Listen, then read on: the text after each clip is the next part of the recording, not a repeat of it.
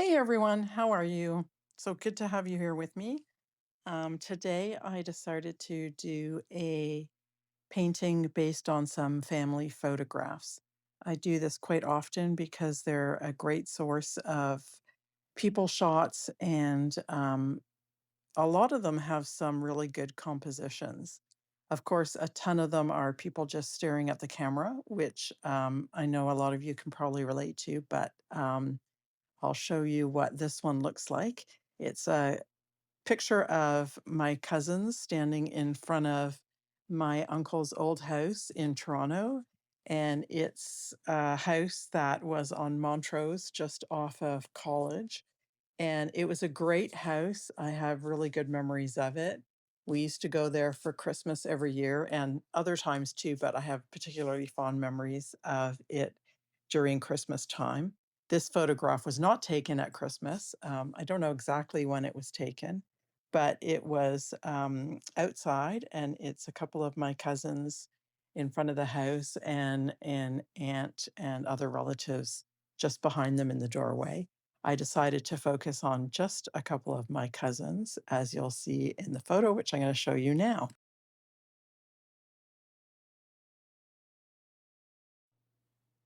I decided to just focus on the two people, my cousins, in the foreground of the photograph. I really love the composition of the photograph, the way the two people in the foreground frame the doorway in the background and lead your eye to the architecture of the house, which I think is so amazing.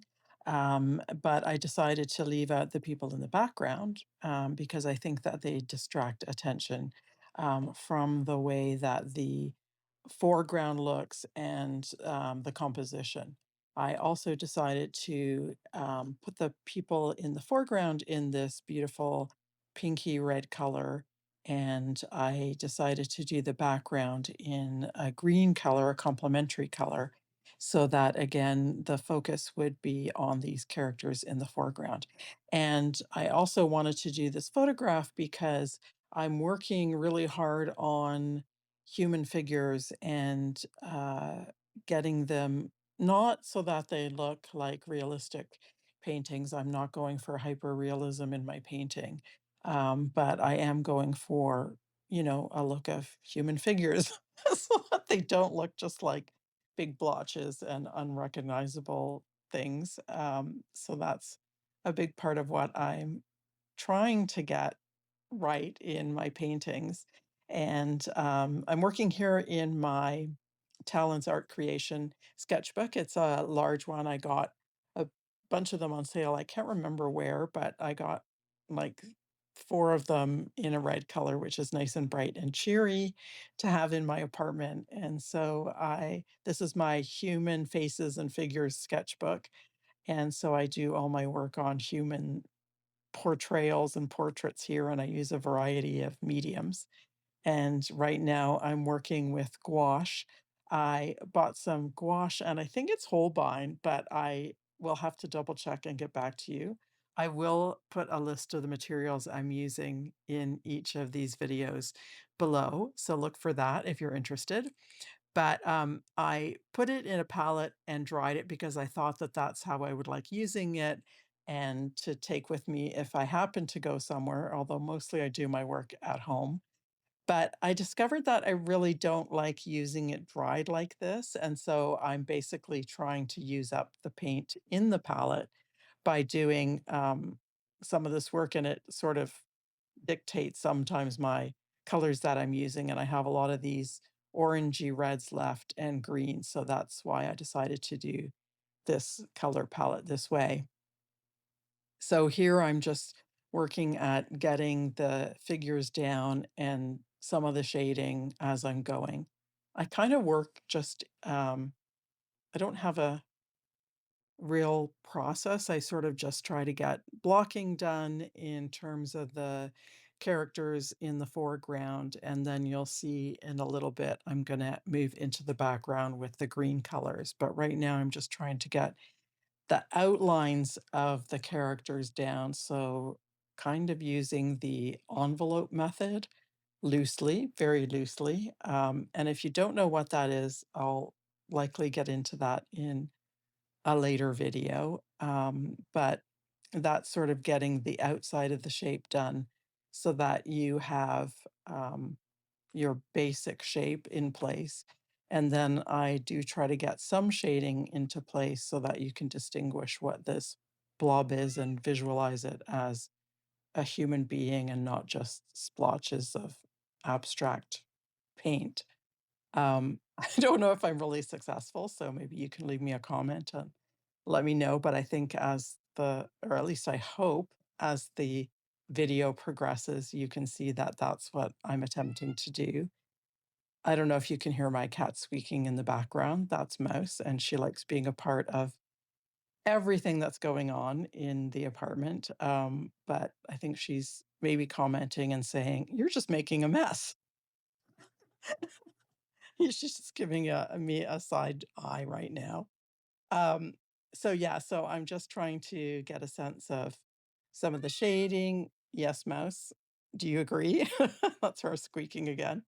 Um, some of the shading and the bag that my cousin here on the left is carrying, etc. And as I proceed with getting these characters down, and I'm going to go to the background shortly, but I'm just trying to get a sense of what my cousins look like on either side of the entrance here before I do that and try to get their hair and stuff. I'm not going to do their faces because I just want to leave those blank and keep the form more to the shadows of their figures and bodies as opposed to getting into the details of their faces, like their eyes and nose and mouth, etc.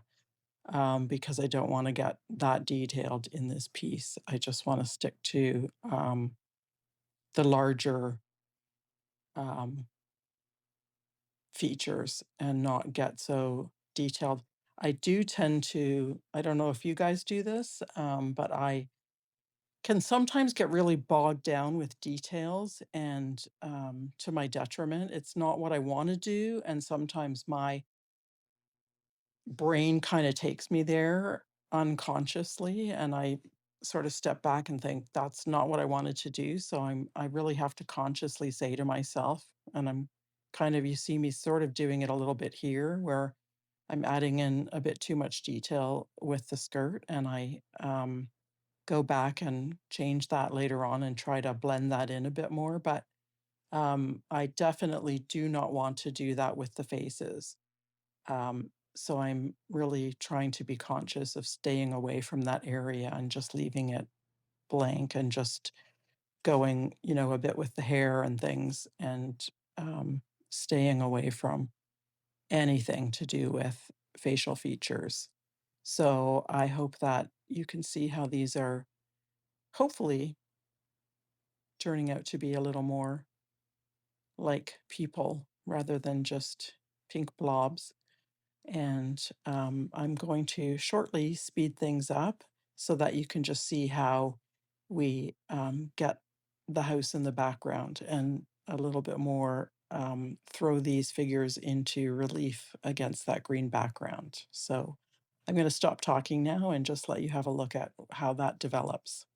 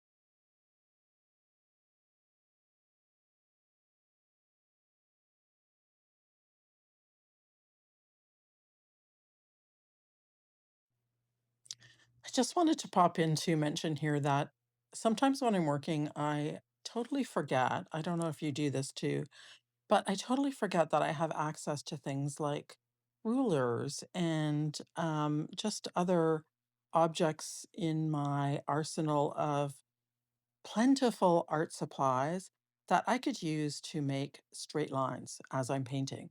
And I just tend to freehand things because I'm just like in the flow. And I just don't think that like I could get one of those things out. And I should really do this before I start painting, but I could get those things out and I could actually have straight lines because I just paint. I just am in the headspace of painting and I'm not thinking. I'm not paying attention to anything but what's right in front of me, the paint, the water, and you'll notice that I don't even change paintbrushes. I am so into what I'm doing that for like fine details, I don't go and get another paintbrush. I don't like I have two containers full of paintbrushes that are within arm's reach, and I don't even think this is a fine line.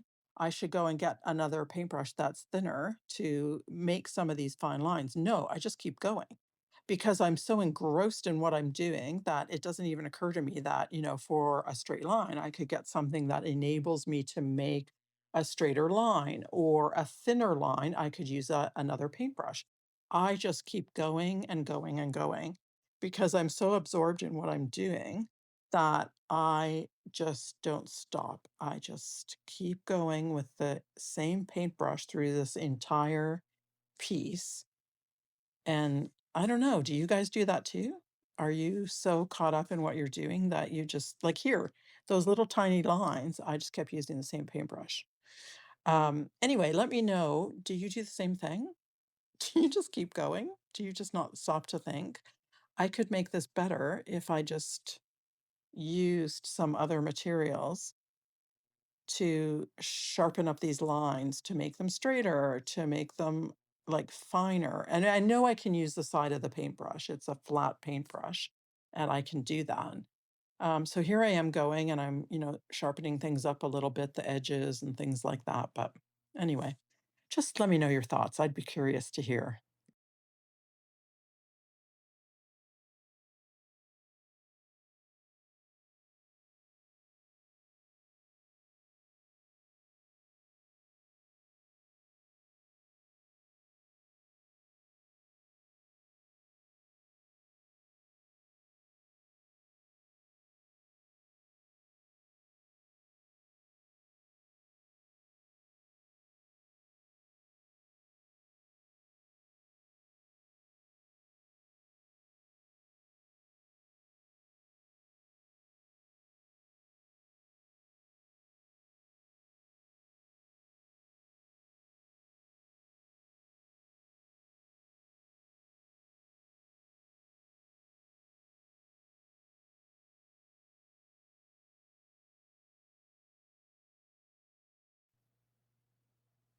And here I did start to use another material, which I quite often do. I tend to do multimedia paintings in my sketchbooks, particularly.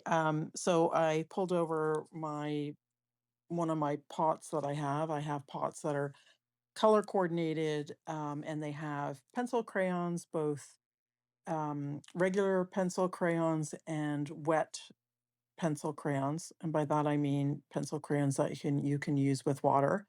And they also have Posca paint markers in them, and oh gosh, I forget what they're called right now, paint sticks.